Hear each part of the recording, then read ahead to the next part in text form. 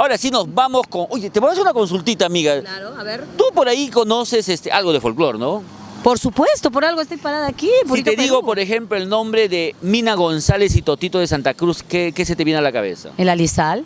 Ah, mira, oye, Por favor. ¿verdad? Claro que sí. Ah, ¿Qué más te sabes de pasa, ella? Eduardo? A ver. Hay que nosotros conocer un poquito más de nuestro Perú. Es una institución de nuestro En folclore. eso tienes razón, ya Por ella es toda favor. una pionera que a lo largo de su carrera ha impuesto éxitos, como dices tú, como el Alizal. Y en el aniversario de Dina Paucar la vimos en el escenario. La señora debe tener por lo menos más de medio siglo de carrera, ¿Ya? pero en el escenario es una chibola, hermana. ¿Qué tal vitalidad? ¿Qué tal baile? Bromea con el público. Es una mujer que se puede decir de pueblo, con barrio, con barrunto. Me he divertido escuchándolo y recordando, porque esas canciones yo escuchaba cuando yo vivía en Pucalpa, en mi barcito que tenía, ponía música Ya, de ellos. claro. Y me he remontado a cuando tenía pues 13, 14 Te ha años. hecho retroceder en el tiempo. Hace 10 años nada más.